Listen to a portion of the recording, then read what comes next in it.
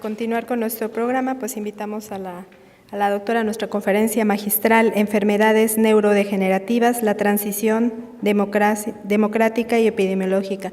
Adelante, doctora. Gracias. Este es así, ¿no? Sí. Avanza con las flechitas. ¿Cuál es la de adelante? Esta.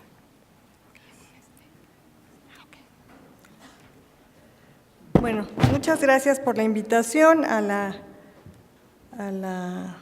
dar esta plática, esta charla que he preparado para ustedes el día de hoy. Agradezco muchísimo nuevamente al doctor José Luis Criales, con quien tenemos una comunicación muy estrecha relacionada a todo este tipo de padecimientos neurológicos y en donde tenemos una confianza enorme de mandar a nuestros pacientes cuando tenemos dudas diagnósticas.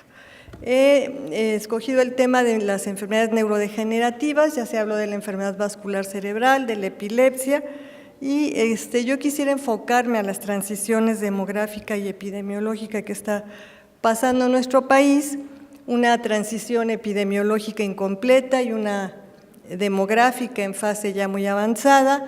Hay que recordar que México representa la economía número 16 del mundo, la demografía número 11, la extensión territorial número 14 y una de las 10 biodiversidades más importantes del mundo. Este es el último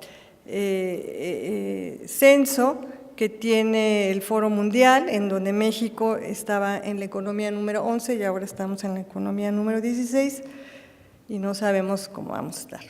La esperanza de vida al nacimiento, de acuerdo a CONAPO, para el año 2030 en las mujeres va a llegar a casi los 80 años de edad y en los varones a los 75 años de edad. Sin embargo, esta esperanza de vida va a continuar hacia el año 2050 de acuerdo a las estimaciones del propio Consejo Nacional de Población que se hicieron desde hace varios años. Desde el 2005, el Consejo Nacional de Población estimó esta pirámide poblacional en donde se invertía la pirámide poblacional en nuestro país. Esto ha ido cambiando con el tiempo y, bueno, como vemos, vamos a estar con una población muy envejecida dentro de algunos años. Sin embargo, como mencioné, la transición epidemiológica de nuestro país es incompleta, por lo tanto, todavía somos considerados como un área endémica de algunas enfermedades infecciosas y parasitarias, entre ellas la neurocisticercosis. La cisticercosis cerebral es causa de muchos problemas todavía en la población, sobre todo rural de nuestro país, como ejemplo Morelos, Guerrero, Michoacán, en donde se generan problemas secundarios a la cisticercosis, como puede ser la epilepsia, de la cual ya habló muy bien el doctor Vanegas, y en donde los primeros estudios y que fueron muy acertados, pues fueron, no voy a hablar mucho de los estudios de imagen porque puedo cometer muchos errores dentro de los expertos, pero aquí hay, pues vemos una imagen con calcificaciones. Estas son imágenes del Instituto de Neurología con cisticercosis vesicular. El costo de la neurocisticercosis sigue siendo todavía alto en nuestro país, tanto en los pacientes que se hospitalizan cuanto en los pacientes que no son hospitalizados.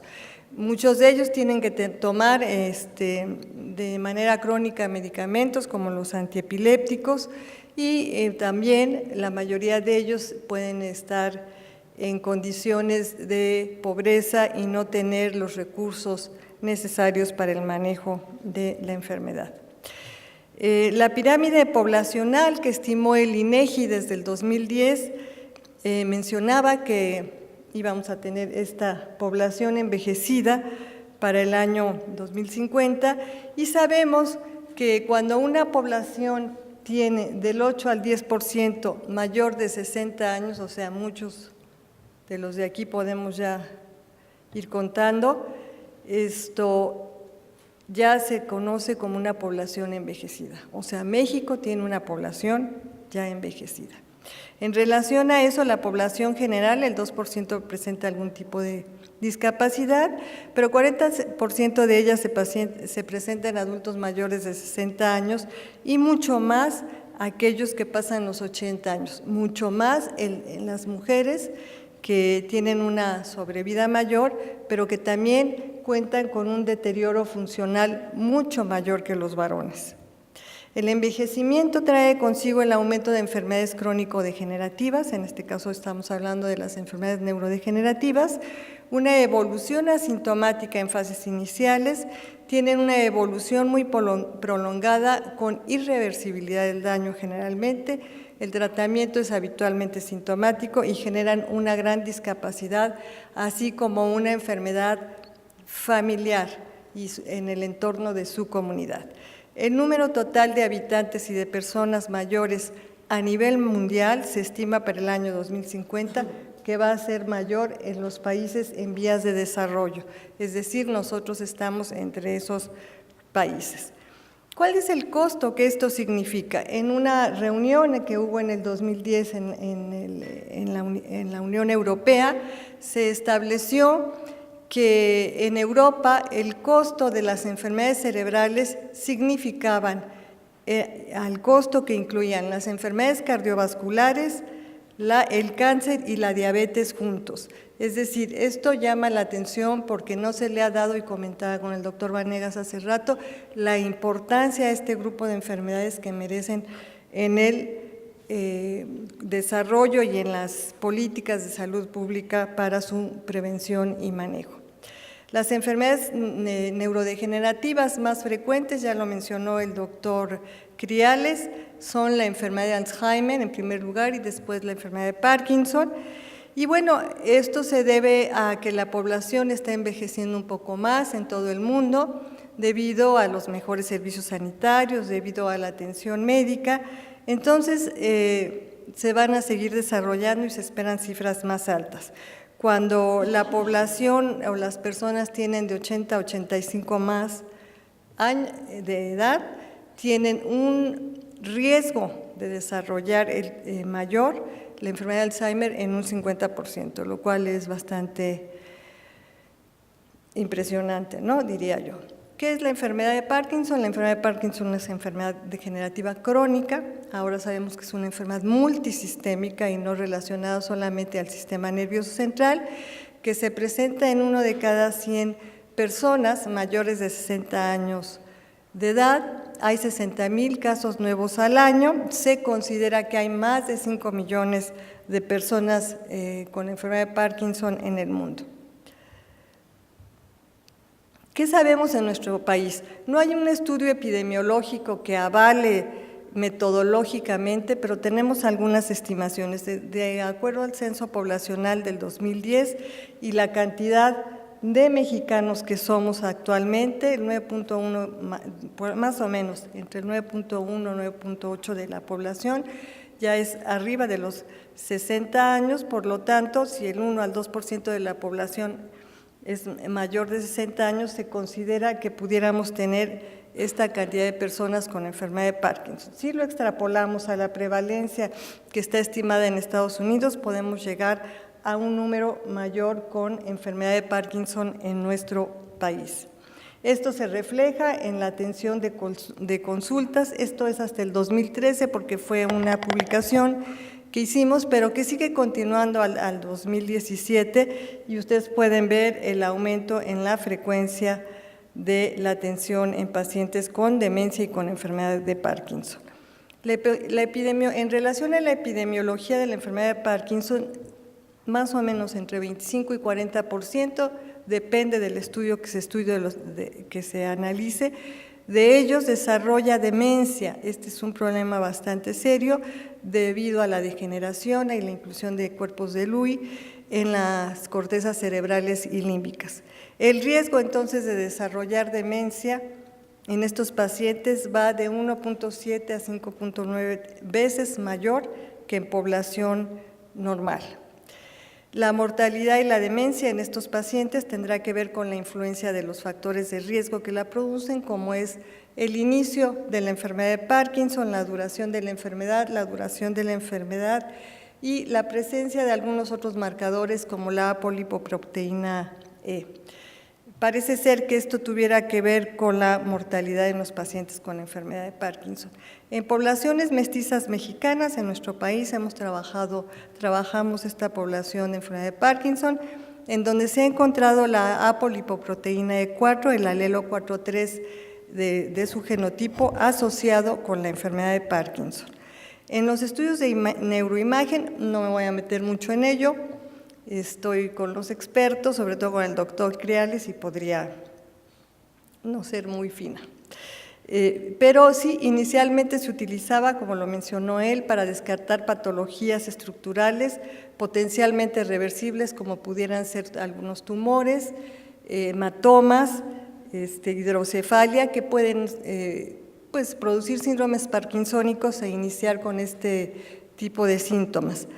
Entonces, después se encontró que se podía demostrar algunos cambios de imagen entre los pacientes normales y los pacientes con enfermedad de Parkinson, pero que se considera insuficiente para distinguir sujetos con enfermedad de Parkinson idiopático y algunos otros parkinsonismos atípicos. Sin embargo, esto ha ido mejorando con los estudios de imagen que cada día son mucho más precisos y las tecnologías diferentes. Esta es una imagen que tomé de Neuroradiology, en donde estamos viendo en la figura número A un hipermetabolismo de la zona de los ganglios basales y del puente en un paciente con enfermedad de Parkinson idiopático, y en la diapositiva B estamos viendo un hipometabolismo en la zona de los núcleos basales y del cíngulo en un paciente con atrofia multisistémica.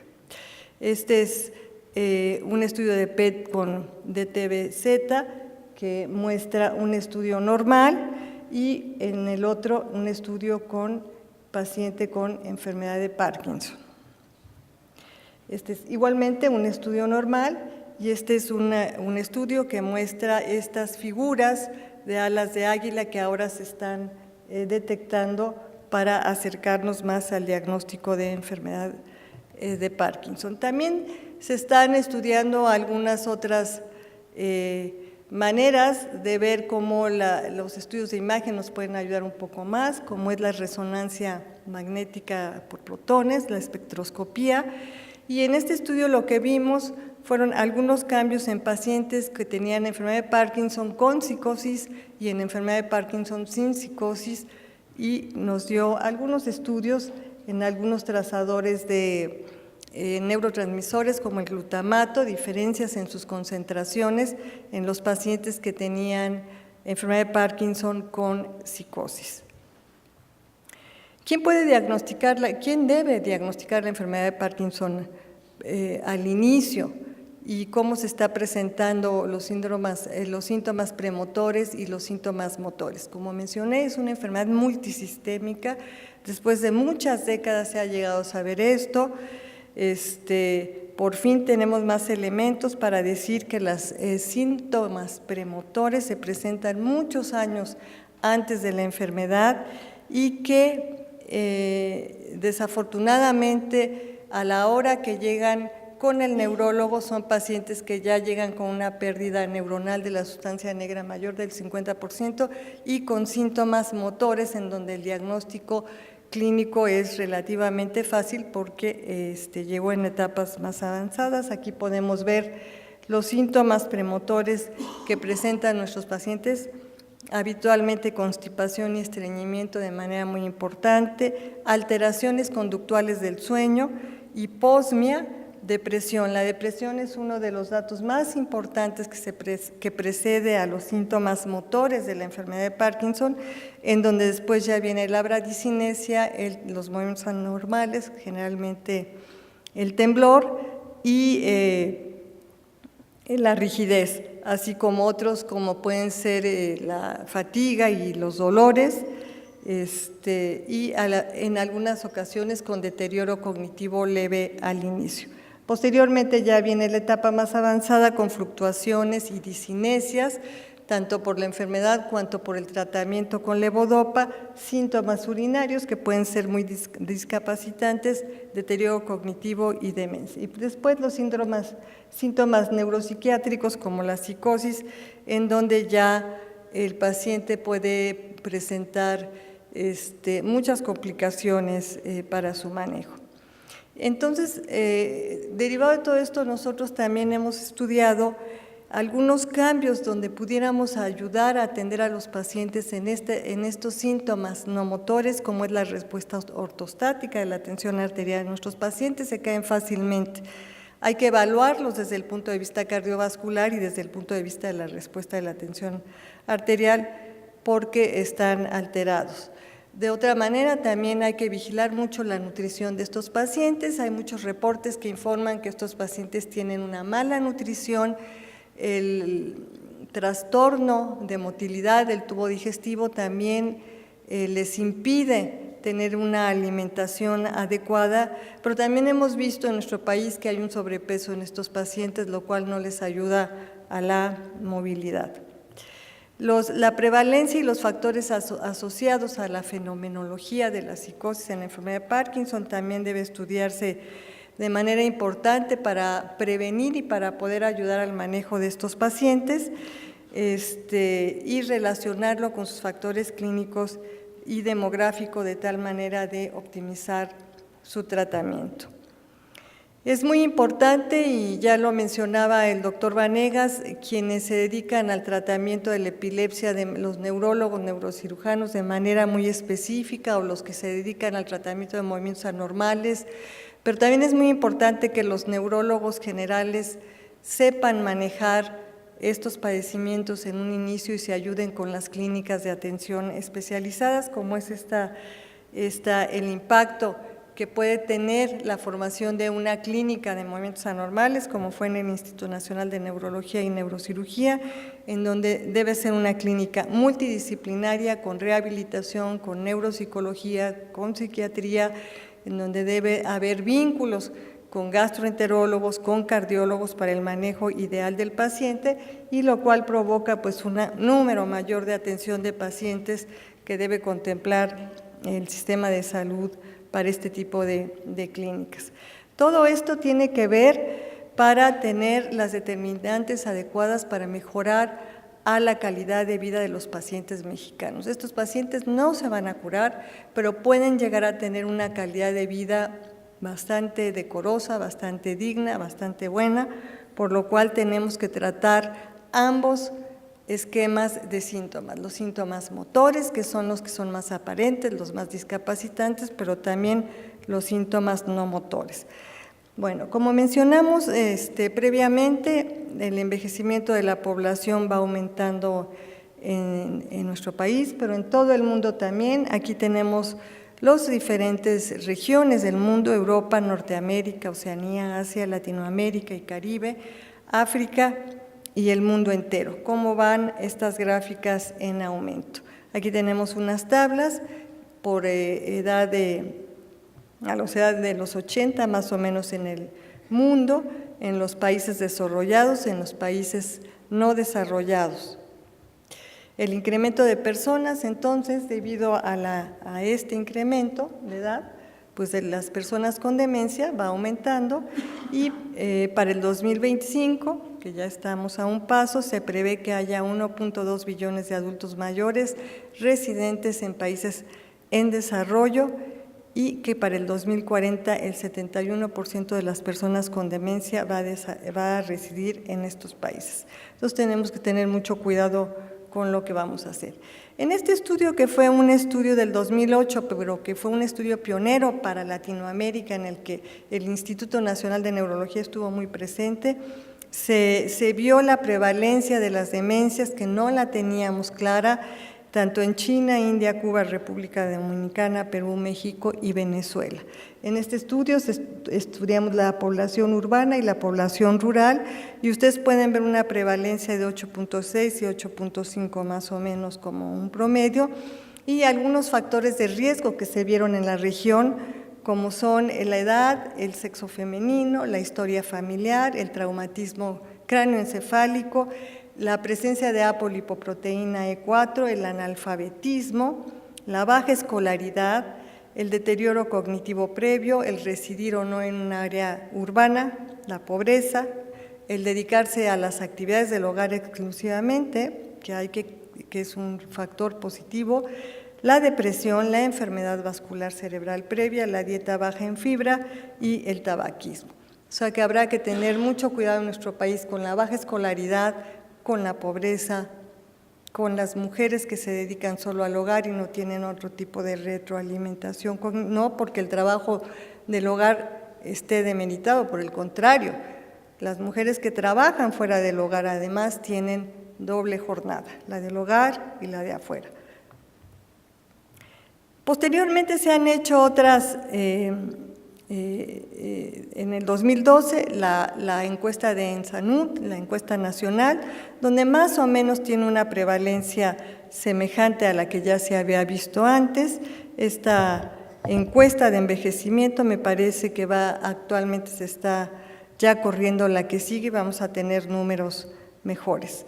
Bueno, ya el doctor Girales también nos enseñó este tipo de imágenes en donde tenemos al PET con FDG y esta es una imagen normal del metabolismo normal de un cerebro normal. Estos son cortes sagitales y coronales y este es un paciente con enfermedad de Alzheimer en donde se ven las zonas de hipometabolismo de manera importante, lo cual nos está ayudando mucho al diagnóstico de estas patologías y a diferenciar, como él mencionó, a las demencias, a las frontotemporales, a las demencias por cuerpos de Lewy, a las demencias vasculares, lo cual está pues elevando mucho la precisión del diagnóstico, porque de acuerdo al Banco de Cerebros del Reino Unido, el diagnóstico definitivo efectivamente solo se puede hacer por biopsia, por autopsia, casi, ¿no? Entonces, bueno, los gastos generados por la atención en pacientes con demencias, ya comenté que son enfermedades familiares, afectan a los cuidadores primarios que dejan de ir a trabajar. Generalmente estos cuidadores son las mujeres, las mamás, las esposas, las hijas, las cuñadas, las nueras, y se tienen que dedicar al cuidado no tan solo de sus familiares con demencia, sino también del hogar, de los hijos y de todo lo que esto implica. Tiene costos muy altos de atención porque las mujeres son las que producen la mayor generación en salud, tanto por atención directa en el sistema de salud, médicos, enfermeras, trabajadores sociales, tanto como el costo informal en el hogar. Entonces, se dan costos generados por esta atención muy alta, costos de atención médica, social, por el cuidado informal. Así que tenemos que tener mucho cuidado con estos gastos generados. Las personas con demencia, entonces, bueno, van a continuar aumentando. En el 2010 habría 35.6 millones de personas de demencia en todo el mundo. Los nuevos casos anuales son de 7.7 millones. Equivale, son cifras que nos están dando que de veras son sumamente abrumadoras y se espera que habrá más de 50 millones ya para el 2012. Estamos viendo que para el 2050 se esperan más de 100 millones de personas con demencia. Para finalizar, quiero hablarles de otra enfermedad que actualmente consideramos neurodegenerativa y que no tiene que ver con el envejecimiento poblacional, pero sí con la globalización de los factores de riesgo, con la polución, con los contaminantes ambientales y con la movilización y migración de las poblaciones en todo el mundo. Que es la esclerosis múltiple y que ha venido en aumento en nuestra población mexicana y en América Latina en lo general. Cuando yo era médico residente hace ya algunos años, se decía que en México no había esclerosis múltiple. Sí había, pero sin duda ha ido aumentando su prevalencia de manera muy importante. En esta diapositiva simplemente les muestro cómo nosotros tenemos una estamos relacionados con genes mixtos, tenemos una ancestría fantástica de mongoloide, de amerindios, de una migración de varios continentes y por lo tanto tenemos una población amerindia, asiática, africana, tenemos, la mayoría somos mestizos, mulatos, caucásicos y blancos, es decir que toda esta diversidad en la región de América Latina es una diversidad que nos debe sentir sumamente orgullosos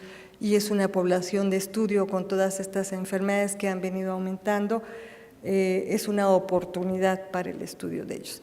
Entonces, la epidemiología de la esclerosis múltiple en México, en Latinoamérica, en el Caribe, ha ido en aumento y se han hecho ya algunos intentos, los hemos hecho con Gustavo Román, que trabaja cuando está en los NIH en Estados Unidos, estuvimos tratando de buscar estudios muy claros de epidemiología, sin embargo las metodologías de estudios epidemiológicos no han sido tan claros, pero ha habido acercamiento hacia la frecuencia y la prevalencia que tenemos. Genéticamente el antígeno de histocompatibilidad, el DRB1-1501, es el que prevalece en todo el mundo como el factor de riesgo, es un gen caucasoide de origen nórdico que ha permeado por toda Europa y que probablemente llegó a través de los españoles a nuestro país y a América Latina con la ancestría que tienen otros países, italiana, germana, etcétera. Y esto nos confirió un gen de susceptibilidad. Sin embargo, también tenemos un estudio previo en donde hemos visto un gen amerindio que probablemente nos esté confiriendo también un gen de protección y por lo tanto esta enfermedad no se había manifestado tanto. Para ello fuimos a hacer un estudio en la zona Lacandona, en Chiapas, para verificar si en amerindios que se han mantenido en una endogamia había o no enfermedades desmielinizantes, básicamente esclerosis múltiple, neuromielitis óptica, en este ambiente en donde además la zona Lacandona pues es una selva y tiene ecológicamente otra situación muy diferente a la que vivimos nosotros. Este es un grupo amerindio puro, clínicamente no encontramos ningún dato de enfermedad neurodegenerativa desmielinizante, revisamos muchísimos pacientes, para sorpresa mía, tienen a los grupos etarios muy bien determinados, entra una caravana de salud, es la única manera de entrar ahí, en donde entran pediatras, odontólogos, internistas, muy bien organizado. Todos ellos tienen el HLA-D08 amerindio y todos son O positivos, son amerindios puros y no tienen ninguna enfermedad de este tipo. La vitamina D en la esclerosis múltiple se esgrime como un factor de riesgo para presentarla. Sin embargo, nosotros hicimos un estudio en nuestra población mexicana, en donde siendo un país subtropical, tropical, deberíamos de tener niveles de vitamina D pues mejores que los caucásicos, y sin embargo encontramos que no es así y que no lo relacionamos con la aparición de esclerosis múltiple o no, y nos apoyamos en un estudio que hizo el Instituto Nacional de Salud Pública, en donde ha visto que la población mexicana en lo general tiene niveles de vitamina D más bajos que el control mundial. Algo está pasando con esta situación. Actualmente sabemos que todas estas enfermedades se presentan no por tener solamente un gen de susceptibilidad, sino por un complejo epigenético, es decir, por otros factores de riesgo que hacen que este gen de susceptibilidad cambie en su estructura de manera transitoria y se manifieste. Este es el caso de la esclerosis múltiple, eso es lo que se piensa actualmente, y entonces tenemos que estudiar los componentes, como ya dije, la vitamina D, los componentes hormonales, algunas componentes que vienen en la dieta, que ahora no sabemos muy bien qué estamos comiendo de pronto con tanto alimento procesado y con la generación de esta industria, de estas empresas que quieren producir alimentos muy rápidamente. No sabemos qué estamos comiendo, pero seguramente estamos teniendo problemas con la dieta como potenciales factores en los factores de transcripción que nos están alterando la neurodegeneración. La esclerosis múltiple presenta también importantes trastornos mentales. Desde su descripción se describieron pacientes con mucha moria. Estos pacientes que está viendo uno, mujeres jóvenes en donde tienen una situación de discapacidad motora sumamente importante y sin embargo no tienen juicio de realidad de lo que está pasando con ellas. Hemos estado trabajando también en todo el mundo, hay muchos estudios, pero con América Latina para ver qué tanto podemos relacionar nuestras poblaciones, y nuestras prevalencias son muy parecidas en los trastornos neuropsiquiátricos a los que presentan allá. Se esgrimen algunos factores infecciosos como potenciales desencadenantes de los mecanismos inmunológicos y de neurodegeneración que van a producir la esclerosis múltiple. Entre ellos está el virus de Epstein-Barr, que es el más que se acerca más en los estudios que se han hecho en el mundo. En nuestro país encontramos algunos anticuerpos de manera importante elevados en estas regiones, lo cual no nos está hablando de causalidad, simplemente de que sí está sucediendo ahí algo. Y hemos estudiado sobre todo el grupo de Julio Sotelo en el Instituto Nacional de Neurología y Neurocirugía, el virus de la varicela zóster, en donde se encontraron en pacientes con esclerosis múltiple durante el brote. La mayoría de los pacientes con esclerosis múltiple inicia con brotes y remisiones, es decir, con exacerbaciones de la enfermedad que después remiten y que con el tiempo estas exacerbaciones van haciendo una curva de discapacidad. Durante el pico de estas exacerbaciones se encontraron anticuerpos del virus de varicela zóster tanto en suero como en líquido cefalorraquídeo y no así durante las remisiones. De tal manera que, bueno, fue un acercamiento de si era esto un fenómeno efímero o un epifenómeno o realmente tendría que ver algo con la presentación de la enfermedad. Todo esto nos ayuda a obtener información y para el manejo también de los pacientes en nuestra región. Y digo en nuestra región porque los países en desarrollo, todas las nuevas moléculas que hay para el tratamiento de la esclerosis múltiple, que muchas de ellas son muy buenas para disminuir la progresión de la discapacidad, para enfrentar la presencia de las exacerbaciones de la enfermedad, pues son accesibles en sus sistemas de seguridad social, mas no en los nuestros. Son moléculas muy, muy caras, que de manera particular se puede acceder a ellas solo aquellos que tengan seguros de gastos médicos mayores muy amplios. Entonces tenemos que de alguna manera, ubicarnos en los sistemas de salud que tenemos para poder hacer algunas guías diagnósticas de cómo empezar los tratamientos y adecuarlos el costo-beneficio de las mismas. Finalmente también, bueno, se trata de una reunión de imagen también. Bueno, la imagen para el diagnóstico en el caso de la esclerosis múltiple ha sido definitiva y se ha esgrimido incluso que gracias al advenimiento de la resonancia magnética hace muchos años en nuestro país fue cuando se empezó a hacer el diagnóstico de la esclerosis múltiple. Pero más bien sabemos de cierto por los estudios que hemos hecho que ha habido un aumento de la prevalencia. Tiene que haber diseminación en tiempo y espacio de las lesiones desmielinizantes. Ha habido con el tiempo muchos criterios para el diagnóstico, como todos estos son procesos dinámicos, se van modificando. Los criterios de McDonald del 2001 iniciaron con estos estudios en donde se ven 3 o 4 lesiones, después se modificaron estos mismos criterios, mejorando el número de lesiones, incluyendo también las lesiones medulares, no nada más cerebrales, y la última propuesta que se hizo hace poco, en donde se requieren más de una o igual a una lesión en T2 y que se encuentre en 2 topografías diferentes. Tenemos la diseminación en tiempo, que es muy importante, en donde con el gadolinio luego se detectan lesiones que están apareciendo, y la diseminación en espacio, que es muy importante. Estos estudios se hacen en el Instituto Nacional de Neurología y Neurocirugía con una calidad excelente.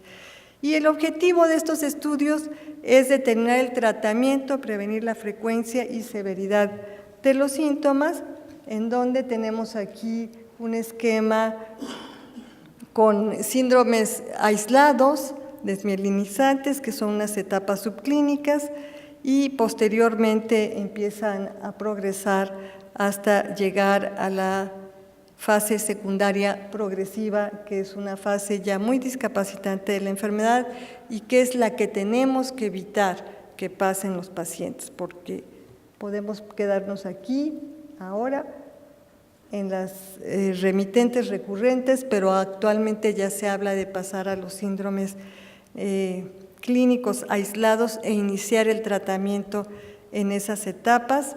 Para eso las resonancias magnéticas convencionales nos ayudan muchísimo, tienen una alta sensibilidad, nos dan mucha información cuantitativa de la actividad inflamatoria y del volumen lesional y podemos darle el seguimiento. Este es el caso de una mujer de 29 años de edad con neuritis óptica unilateral, en donde este es su umbral clínico. Normalmente hubiésemos hecho ponerles bolos de metilprednisolona y esperar a que evolucionara la paciente. Actualmente se hace la resonancia magnética y si encontramos alguna lesión cerebral, está indicado iniciar el tratamiento para evitar la progresión a esclerosis múltiple. Esto es lo que yo les traigo con mucho gusto y les agradezco mucho su atención.